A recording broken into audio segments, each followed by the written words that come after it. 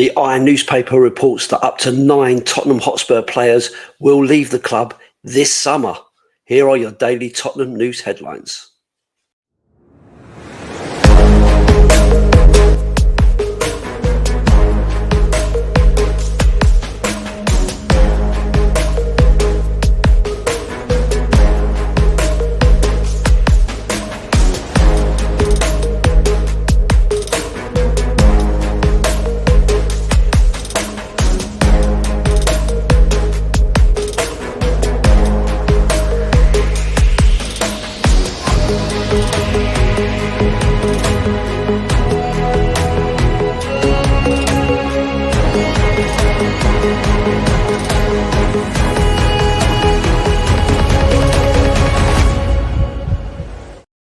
Hi everyone, hope you're well. Welcome back to the channel and another edition of the Daily Tottenham News Headlines, where I'll be going through all the latest Spurs news, rumours and reports. My name is leader Dorset Spur. If you're watching on YouTube, please share and subscribe to the channel. If you're listening to this on an audio platform, please hit that follow button and leave a review if you can. Let's get into it. So a report has come out from the iPaper that says 9 Tottenham players who could leave this summer and 10 they should keep. Roberto De Zerbi is planning a massive clear out after avoiding relegation on the last day. So Tottenham Hotspur will undergo a major overhaul both on and off the pitch for avoiding relegation. On the final day of the Premier League season, the club have left shaken by back-to-back 17th place finishes. In Roberto De Zerbi, there is a relief that they do not have to rip up the entire project and start again from scratch, now that he is tied down to a 5-year contract. However, there is expected to be at least one new appointment to the board over the summer. The inquest is also ongoing over the injury crisis that derailed Spurs for a second consecutive season and very near plunged them into the Championship. After the 1-0 victory over Everton that kept the side up, De Zerbi said he had 10, 11, 12 players good enough to stay. It will be easier to retain top earners, having dodged the £200 million loss that relegation would have entailed, and Tottenham are hopefully keeping the core of players on. So, who could stay? João Palhinha has underlined his importance with the winning goal in the wins over Wolves and Everton, and his performance away at Aston Villa. He is still on loan from Bayern Munich, but there is an option to buy, and making that deal permanent is a priority. Bringing in at least one goalkeeper and another left-wing option are also being explored. It's hoped the most promising youngsters, Archie Gray and Lucas Bergvall, will remain in North London, with Archie Gray a particularly useful asset because of his versatility. Wilson Odobert and Javi Siemens are recovering from serious injury over the summer, while Dejan Kulusevski will also be continuing his rehabilitation and is not going to the World Cup with Sweden. Mohamed Kudus and James Maddison are also players De Zerbi is set to build around going forward, along with Conor Gallagher, who is only arrived in January, and of course Rodrigo Bentancur. So who could go? Guilherme Vicario has attracted interest from Italy. He is fit again after a hernia operation, but did not play the final games of the season as Antonin Kiski kept his place. There is also uncertainty over the long-term futures of Matisse Tell and Yves Bissouma, and Randall Kolo Muani is not expected to make his loan permanent after a disappointing season.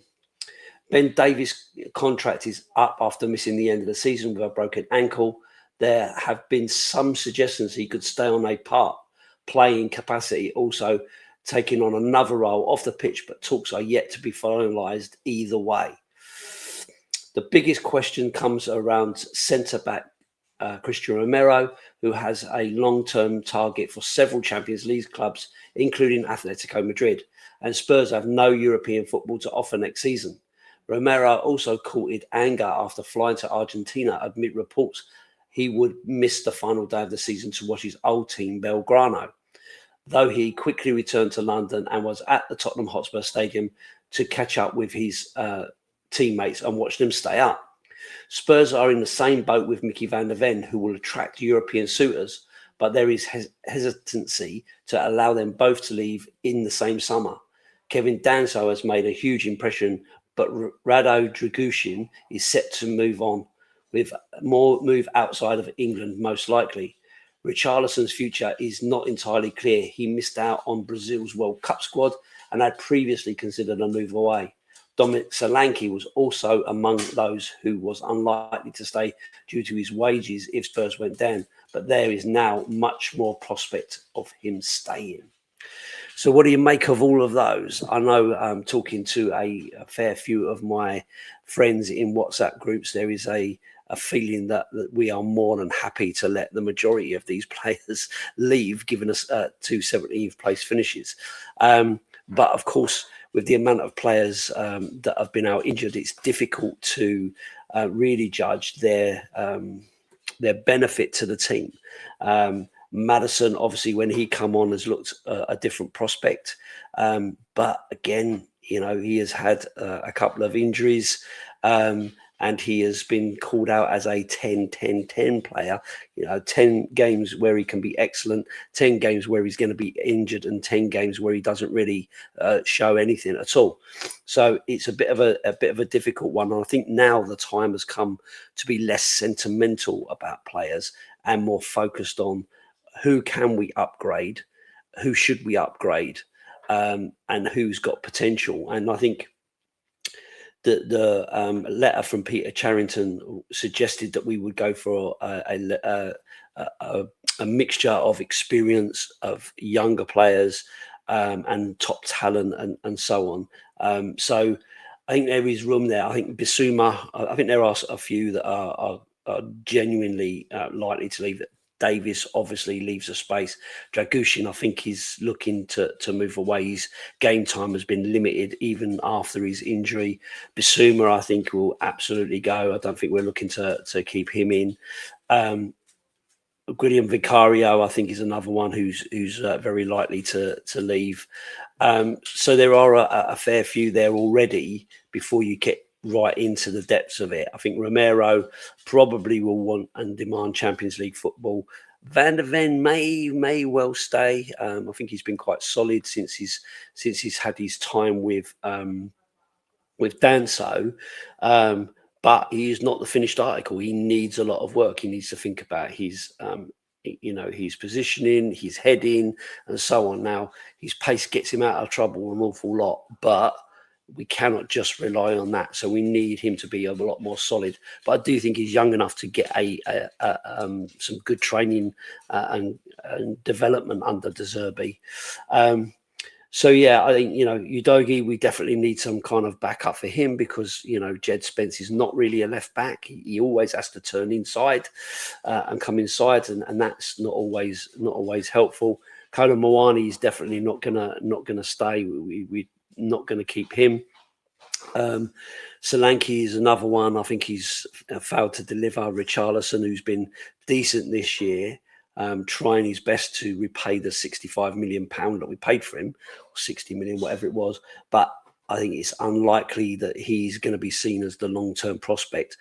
Maybe as a backup, but then perhaps Solanke needs to pick up that backup role, and Richarlison needs to move on whilst there is an opportunity for him. He's missed out on the World Cup, so maybe a move to a different type of league may well suit him. We'll just have to see. But as you see, there's a fair few players in there that look likely to be moving on in the summer. The Gray Bergvall debate is another one where so many people are like, yeah, they've got opportunity and so on, but they're not for now. They're not ready. They're not got the physicality or the experience that we need. Although they are gaining that with the amount of football that they have had over the last couple of years. But are they going to be able to maintain it? Are they going to be able to develop? I'm sure De Zerbi will be able to do some of that, but as it stands, I'm not sure that they are going to be good enough. If we really, really want to improve next year, because that's where we've got to be. We cannot afford to be going down into sort of 15th, 16th, 17th spaces again. I don't think we can really cope with that level of stress every week and that level of disappointment. it's a massive impact on the club and the supporters. I think that the supporters have been absolutely unbelievable this year, sticking with the team. You know, the fans have been there. Again, on the weekend of the Everton game, I thought the fans were brilliant. It's probably one of my favourite atmospheres, considering it was a relegation battle. It's been one of my favourite atmospheres. Everyone was wearing white pretty much. The concourses were packed with people singing and chanting and so on. There was good vibes in the pub and so on. So I think you know, the fans have been absolutely fantastic this year, and I think the club really need to repay them. They need to get into the market early. They need to get this sorted out and get some real big names in and some real experience going forward. So I don't doubt this report at all. And I think they've got pretty much a lot of it spot on, but it'll be interesting to see which of the 10, 11, 12 players that De Zerbi really believes are the answer. So anyway, yeah, I'm going to leave it there, nice and short today. So thanks for watching and listening. I hope you enjoyed it. If you're watching on YouTube, please do comment and subscribe. If you're listening on the audio platform, please follow and leave a review if you can. I will see you all on the next one. And as always, up the Spurs.